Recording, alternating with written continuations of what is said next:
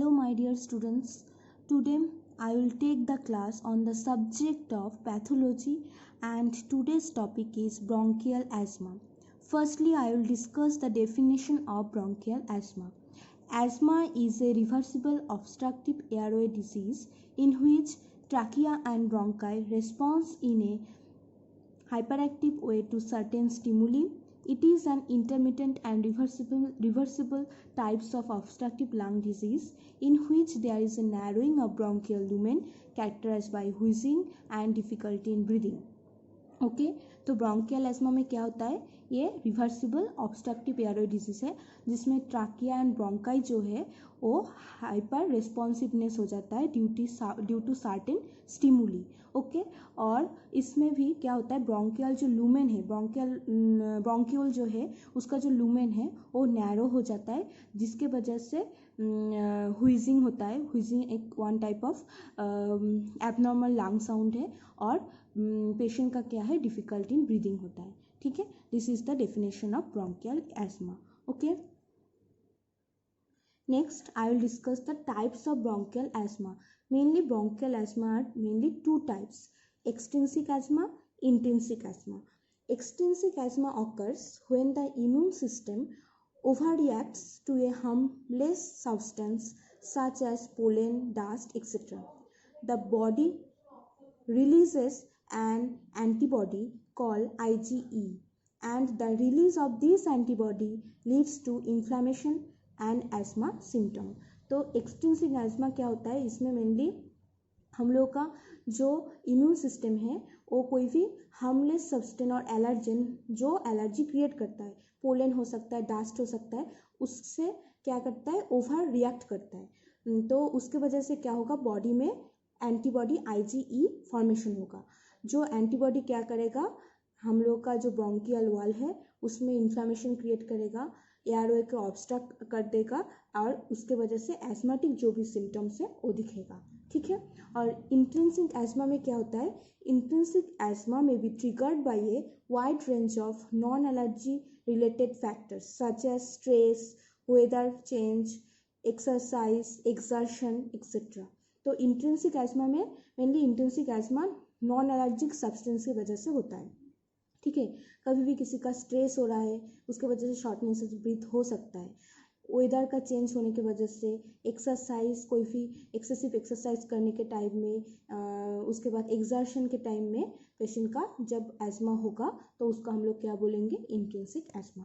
Okay, now I will discuss the differences between extensive ESMA and intrinsic asthma. Okay, firstly extensive asthma is most common and intrinsic asthma is less common. Extensive asthma starts in childhood, intrinsic asthma starts in the late adulthood. Okay, extensive asthma, in the extensive asthma family history present, or in the intrinsic asthma no family history. In the extensive asthma allergic response to dust, pollen, fumes and gases. पहले भी बोला था extensive ESMA किसके वजह से होता है, कोई भी एलर्जन, डास्ट हो सकता है, पोलन हो सकता है, फ्यूम हो सकता है, गैस की वजह से हो सकता है. और intensive asthma there is no allergic response. Okay, next extensive asthma is associated with rhinitis, urticaria, eczema. और इंटेंसिव एस्मा में ये सब नहीं होता है, ये सब एब्सेंट रहता है. नेक्स्ट एक्सटेंसिव एस्मा में क्या होता है, हाइपर सेंसिटिविटी रिएक्शन दिखता है, डेमोस्ट्रेबल हाइपर सेंसिटिविटी रिएक्शन. और इंटेंसिव एस्मा में only hyper sensitivity reaction to the aspirin drug की वजह से हम लोग जब हाइपर सेंसिटिविटी रिएक्शन चेक करेंगे ओनली एस्पिरिन ड्रग से उसका हाइपर सेंसिटिविटी रिएक्शन दिखेगा. ठीक है, नेक्स्ट इन एक्सटेंसिव एस्मा में हम लोग जब डेफिनेशन बोला था तब भी बोला था यहाँ पे IgE प्रोडक्शन ज़्यादा होता है. तो एक्सटेंसिव एस्मा में एलिवेटेड IgE लेवल होता है, इम्यूनोग्लोबुलिन E का लेवल ज़्यादा हो जाता है. और इंटेंसिव एस्मा में IgE लेवल नॉर्मल रहता है. और एक्सटेंसिव एस्मा में positive skin test for allergen होता है. कोई भी जिसकी वजह से उसका एलर्जी हो रहा है तो वो हम लोग उसको बोलेंगे एलर्जन. तो वो एलर्जन का हम लोग स्किन टेस्ट करेंगे तो स्किन टेस्ट पॉजिटिव होगा एक्सटेंसिव एस्मा में, और इंटेंसिव एस्मा में स्किन टेस्ट नेगेटिव होगा. ठीक है, तो those are the main common difference between the extrinsic asthma and intrinsic asthma. Okay अभी हम लोग डिस्कस करेंगे नॉर्मल ब्रोंकियल वॉल का क्या स्ट्रक्चर है और उसका हिस्टोग्राफिकल स्ट्रक्चर क्या है। यहाँ पे पिक्चर ड्रॉ किया हुआ है, हम लोग यहाँ पे डिस्कस करेंगे। नॉर्मल ब्रोंकियल वॉल का क्रॉस सेक्शन यहाँ पे है। तो जो ये हॉलो एरिया दिख रहा है वो है लुमेन, साइड में है mucus, next layer is the cells layer. हम लोग को सबको पता है ब्रोंकियल वॉल जो है वो mainly line with the pseudo stratified columnar epithelium cells. Next layer is the lamina propria layer and outer side is the smooth muscle layer. ठीक है, this is the normal cross section of the bronchial wall. Okay, now in this picture, this is the picture of bronchial wall. This is the histological picture of the bronchial wall. This is the mucus layer. Next layer is the cells layer. There are various type of cells, mainly pseudo stratified columnar epithelium cells are present in this layer, and there is another cells which is called the goblet cell is also present in this layer. This is the goblet cell, and the main function of this goblet cell is the production of mucus. Okay, next is this black ink indicates the membrane of basement membrane. This is the black ink which indicate the basement membrane, and next layer is the lamina propria layer, which is consist of various type of cells, mainly the mast cell. This is the mast cell, and this mast cell can release the histamine, and this is the macrophages also, and last layer, outer layer is the smooth muscle layer. This is the normal histological structure of the bronchial wall. Okay अभी हम लोग देखेंगे due to एज्मा क्या क्या change होता है bronchial wall में. Okay अभी हम लोग देखेंगे this is the cross section of the asthmatic bronchial wall. तो there is a narrow lumen due to increase production of the mucus. This blue ink indicates the increased production of mucus. For this reason the lumen is narrow. Okay, and the outer layer is the cells layer, means which is mainly the pseudo stratified columnar epithelium cell, and next is the lamina propria layer, and outer layer is the smooth muscle layer. Mainly यहाँ पे जो change दिख रहा है वो है narrow lumen due to increase production of the mucus. Okay अभी हम लोग यहाँ पे देखेंगे the histological picture of the bronchial asthmatic bronchial wall. Okay this is the blue ink indicates the mucus layer. In this picture you can see that there is a thickened mucus layer because increased production of the mucus in the asthmatic condition, and those are the eosinophils. Okay, next is the layer of pseudo stratified columnar epithelium cells. This is the cells layer. In this layer you also see that there is an increased number of goblet cell. Okay, so increased number of goblet cell means increase the amount of mucus, means goblet cell का amount यहाँ पे this cell layer में ज़्यादा हो गया है. तो हम लोग को सबको पता है गोबलेट सेल का फंक्शन ही है म्यूकस प्रोडक्शन करना. तो एस्मेटिक कंडीशन में गोबलेट सेल ज़्यादा होने की वजह से क्या होता है, म्यूकस प्रोडक्शन ज़्यादा होता है. ठीक है, and this is the layer of the basement membrane. This black ink indicates the basement membrane. In this picture you can see that there is a thickened basement membrane in compared to normal structure. Okay, next there is a layer of lamina propria, and in this layer there is an increased number of cell. This is the mast cell which is increased in number. So we know that mast cell जो है वो mainly histamine release करता है. तो increase number of mast cell होने की वजह से हिस्टामिन की अमाउंट भी यहाँ पे ज़्यादा हो जाएगा, हिस्टामिन यहाँ पे ज़्यादा रिलीज होगा. ओके, और this is the neutrophil. This is the T helper cell. So in this condition there is a increased number of immune cells. Those are neutrophil, T helper cell, macrophages, etc., which is present in the lamina propria layer in the asthmatic bronchial wall. Okay, and last is the smooth muscle layer. In this condition, in the asthmatic condition, there is a hypertrophy occurs in the smooth muscle layer, means smooth muscle में क्या होगा, जो layer है उसमें hypertrophy हो जाएगा. ठीक है, this is the histological picture of asthmatic bronchial wall. Okay, you can see the difference between normal structure and the asthmatic structure of the bronchial wall.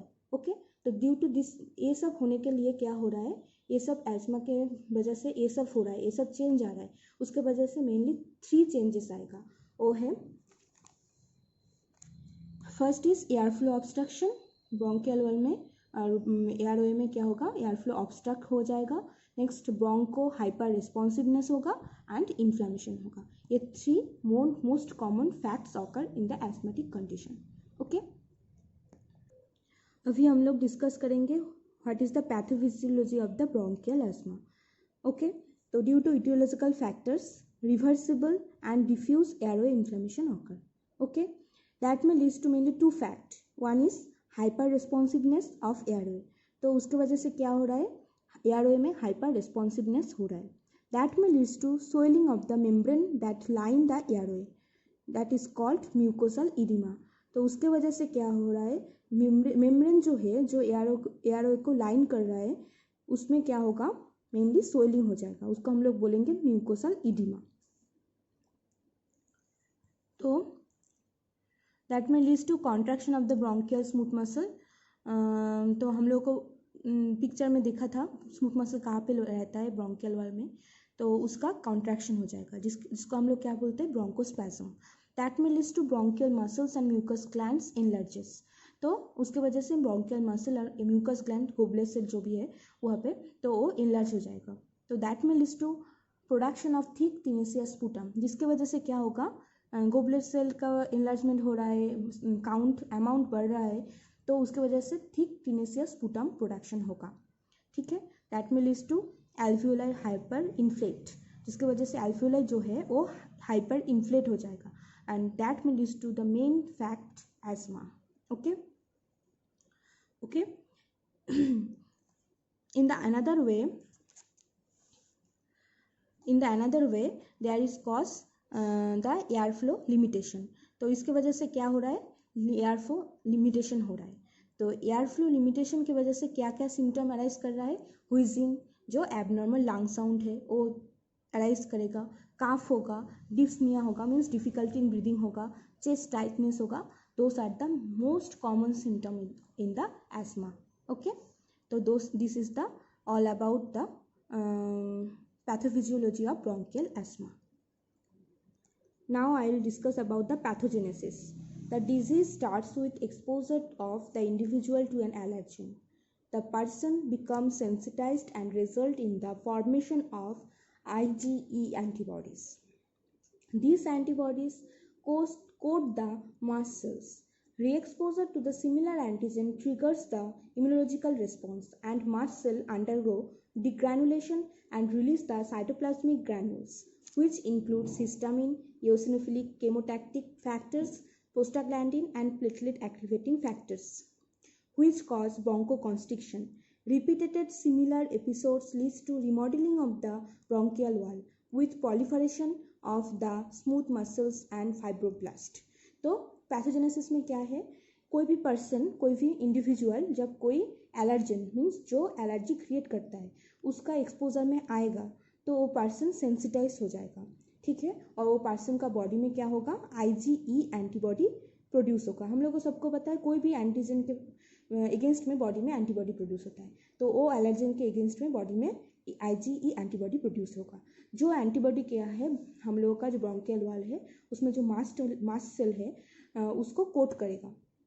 वही पर्सन जब सेम एलर्जन का similar allergen का रीएक्सपोजर में आएगा तब क्या होगा, उसका बॉडी में इम्यूनोलॉजिकल रिस्पॉन्स एक्टिवेट हो जाएगा. ठीक है, और मास्ट सेल जो है उसका डिग्रेनुलेशन स्टार्ट हो जाएगा, और उसका जो साइटोप्लाज्मिक ग्रैन्यूल है वो रिलीज होगा, जिसके साइटोप्लाज्मिक ग्रैन्यूल का कंपोनेंट क्या क्या है, histamine, eosinophilic chemotactic factors, prostaglandin, platelet activating factors, जो क्या करेगा, हम लोग का ब्रोंकियल वॉल को कॉन्स्ट्रिक्ट कर देगा, ब्रोंको कॉन्स्ट्रिक्शन करेगा.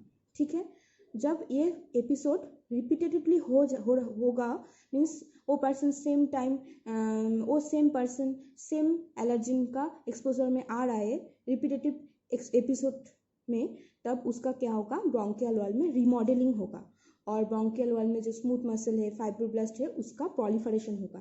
दैट में leads to smooth muscle hypertrophy and that में leads to asthma also. So this is all about the pathogenesis of asthma. Okay, next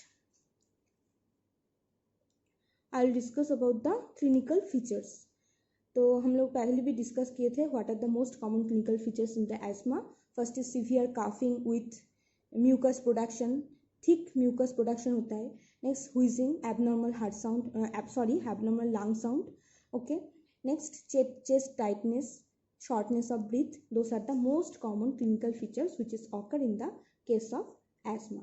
Okay, this is all about the today's topic. So I think this video is helpful to you all. Please watch this video and make the notes also. Thank you.